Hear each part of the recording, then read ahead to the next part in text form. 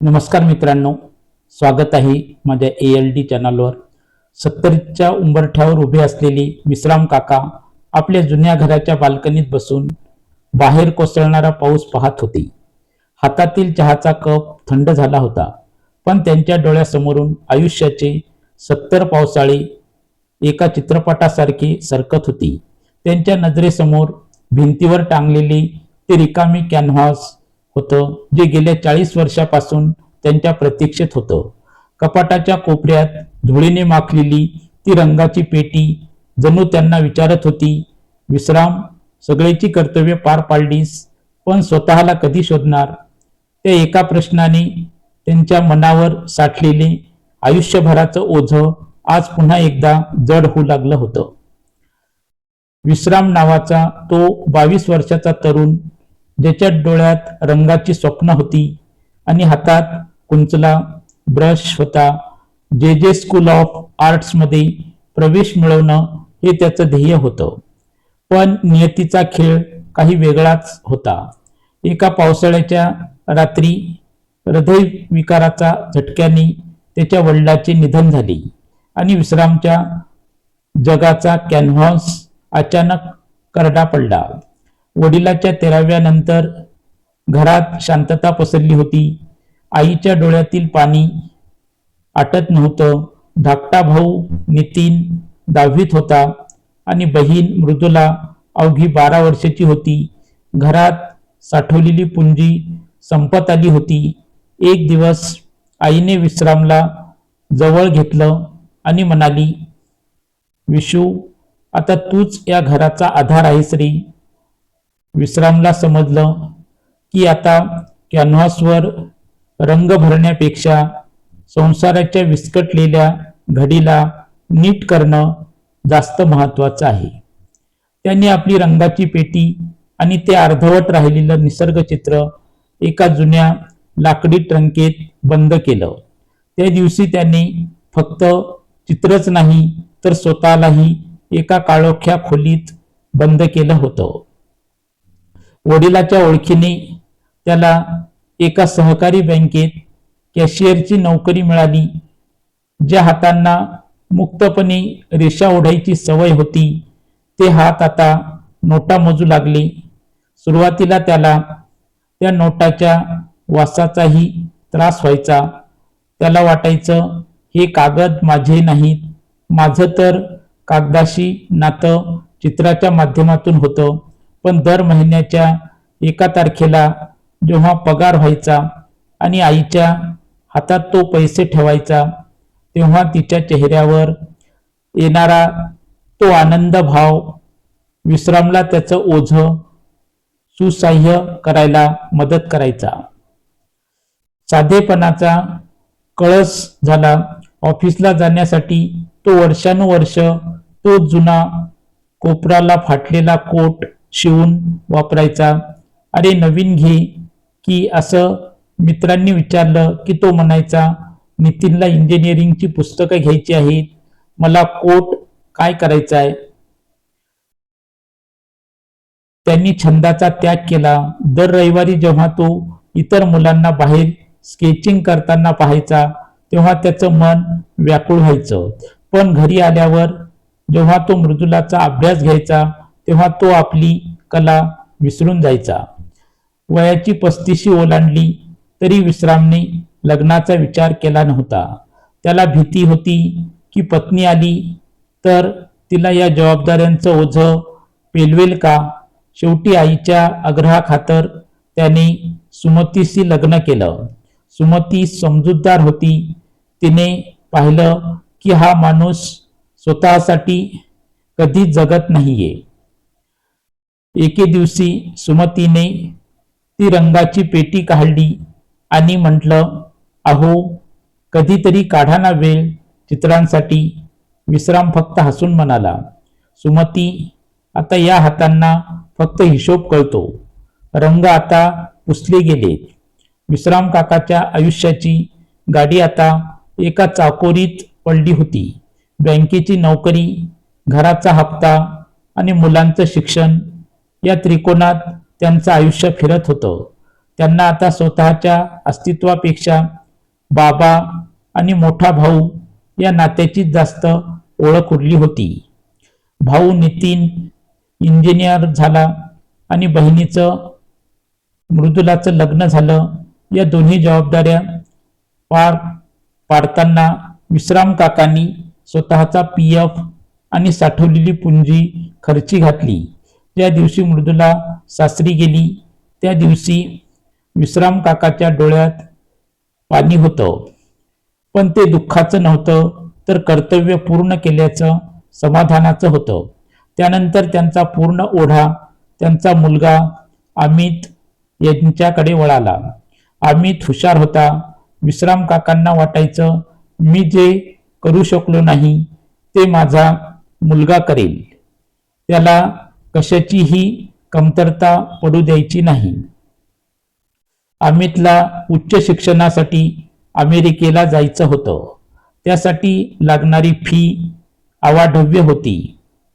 सुमती काकूंनी आपले दागिने काढले आणि विश्राम काकांनी बँकेतून मोठं कर्ज काढलं. रात्रीची जास्तीची कामं बँकेतून आल्यावर विश्राम काका रात्री अकाउंट्सची खाजगी कामं करायचे. डोळ्यावर ताण यायचा. चष्म्याचा नंबर वाढला होता, पण मनात एकच विचार होता, अमितला तिथे पैसे कमी पडू नयेत. साधेपणाचा त्याग नाही. अमितने तिकडे आयफोन घेतला, गाडी घेतली, पण विश्राम काका अजूनही त्याच जुन्या लुनावर फिरत होते. सुमती काकू जेव्हा म्हणायच्या, अहो एक नवी साडी घेऊ का, तेव्हा विश्राम काका हिशोब मांडायचे. सुमती, पुढच्या महिन्यात अमितची फी भरायची आहे, थोडं थांब ना. अमित अमेरिकेला गेल्यावर सुरुवातीला रोज फोन करायचा, पण जसजसा तो तिथल्या वातावरणात रुळला तसे तसे फोन कमी झाले. बाबा मी बिझी आहे, बाबा इथे खूप काम असतं, ही उत्तर ऐकण्याची सवय विश्राम काकांना झाली होती. सुमती काकू मात्र फोनची वाट बघत तासनतास बसून असायच्या. विश्राम काकांना आतून कुठेतरी टोचायचं, पण ते सुमतीला समजवायचे, अगं तो प्रगती करतोय ना, मग झालं तर. विश्राम काकाच्या आयुष्यातला सर्वात मोठा धक्का म्हणजे सुमती काकूंचे अचानक जाणे. ज्या स्त्रीने त्यांच्या कष्टाच्या प्रवासात सावलीसारखी साथ दिली, तीच त्यांना सोडून गेली. सुमती गेल्यावर ते घर खायला उठू लागलं. अमित अंत्यसंस्काराला आला, पण 2च दिवसात ऑफिसमध्ये महत्वाची मीटिंग आहे असं सांगून निघून गेला. विश्राम काका आता त्या मोठ्या घरात एकटेच होते. भिंतीवर टांगलेलं सुमतीचं हसरं चित्र आणि त्यांच्या हातातील बँकेचं निवृत्तीचं पत्र, या 2च गोष्टी त्यांच्या सोबतीला होत्या. त्यांना जाणीव झाली की ज्यांच्यासाठी त्यांनी आयुष्य वेचलं त्यांच्याकडे आता विश्राम काकांसाठी वेळ नव्हता.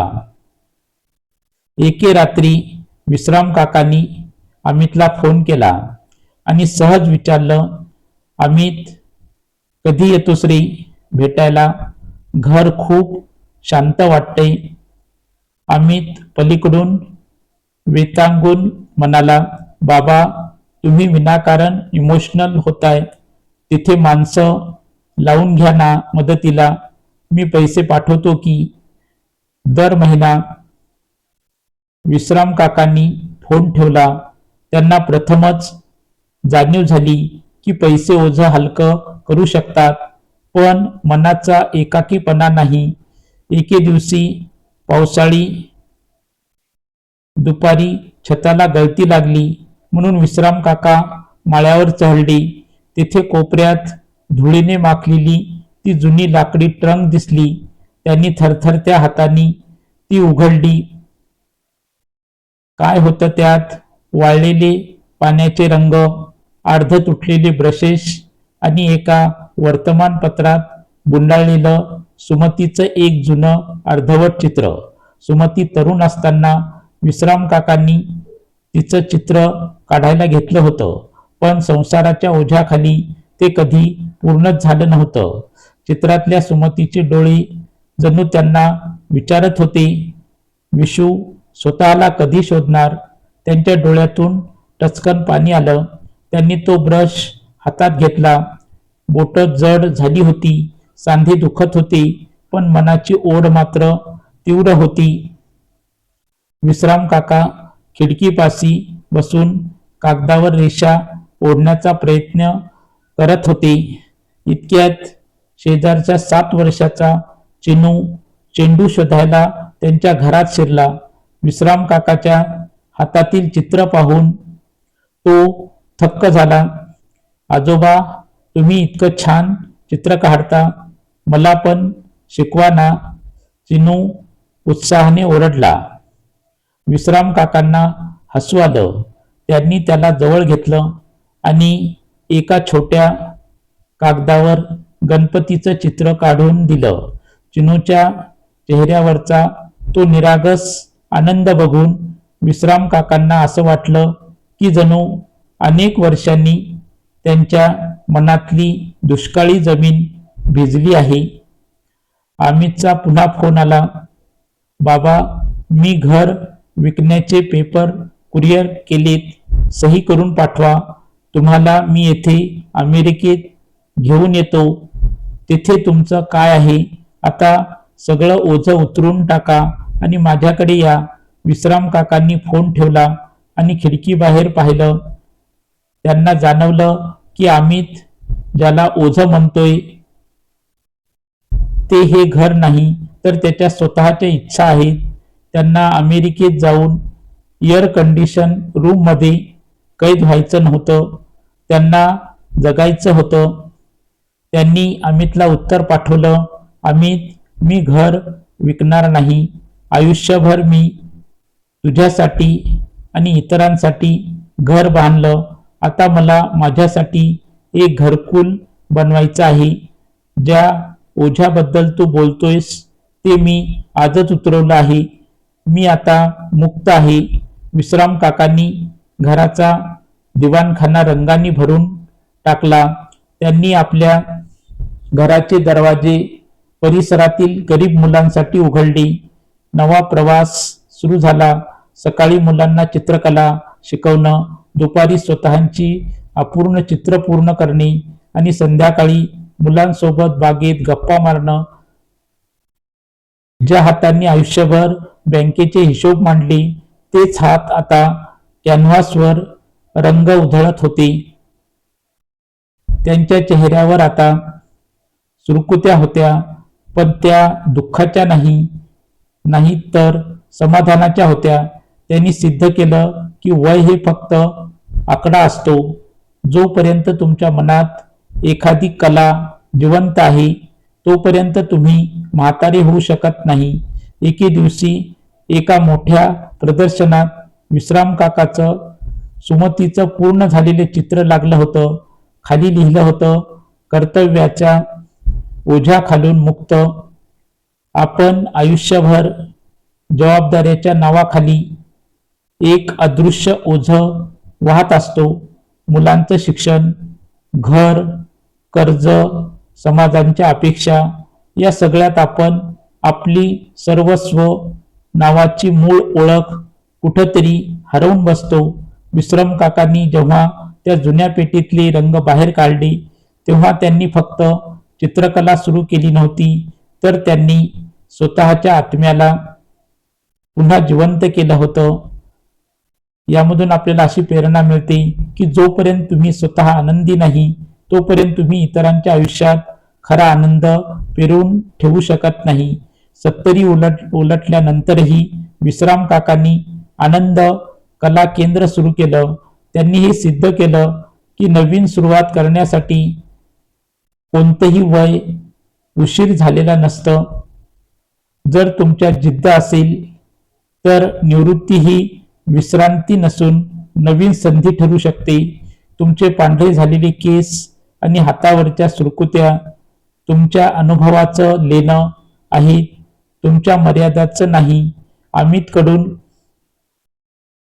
मुलांकडून अपेक्षाभंग पावल्यावर विश्राम काकांनी रडत बसण्यापेक्षा देण्यातला आनंद शोधला. परिसरातील गरीब मुलांना चित्रकला शिकवून त्यांनी जे समाधान मिळवलं ते कोट्यावधी रुपयाच्या बँक बॅलन्सपेक्षाही मोठं होतं. यामधून आपल्याला संदेश असा सांगता येतो की जेव्हा आपण माझं काय होईल हा विचार सोडून मी दुसऱ्यांसाठी काय करू शकतो हा विचार करतो, तेव्हा मनावरचं सगळं ओझं आपोआप हलकं होतं.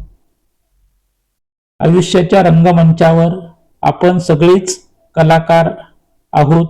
कधी आपण वडिलांची भूमिका करतो, कधी पतीची, तर कधी कर्मचाऱ्याची. पण या सगळ्या भूमिकेच्या मागे एक माणूस असतो ज्याची स्वतःची काही स्वप्न असतात. विश्राम काकासारखं व्हा, जबाबदाऱ्या पार पाडा, पण स्वतःचा कुंचला छंद सुकू देऊ नका. ओझं वाहण्यापेक्षा त्या ओझ्याचं रूपांतर अनुभवाच्या शिदोरीत करा. आणि लक्षात ठेवा, तुमच्या आयुष्याचा कॅनव्हास अजूनही कोरा आहे. त्यावर तुमचे उरलेले रंग उधळायला कधीही उशीर झालेला नाही. आयुष्यभराचं ओझं उतरवून आता आनंदाची भरारी घेण्याची वेळ आली आहे. तुम्हाला ही कथा वाचून कसं वाटलं? विश्राम काकाचा हा प्रवास तुमच्या मनाला स्पर्श करून गेला का? ते मला कमेंटमध्ये तुमचे विचार नक्की सांगा. तुम्हाला ही कथा कशी आवडली? कथा तुम्हाला आवडली असेल तर कृपया माझ्या चॅनलला लाईक करा, शेअर करा, चॅनलला सबस्क्राईब करा. कमेंटमध्ये तुम्हाला कथा कशी वाटली ते लिहा, तुमचे विचार मांडा. धन्यवाद. नमस्कार. जय हिंद, जय महाराष्ट्र. पुन्हा भेटू नवीन कथेसह.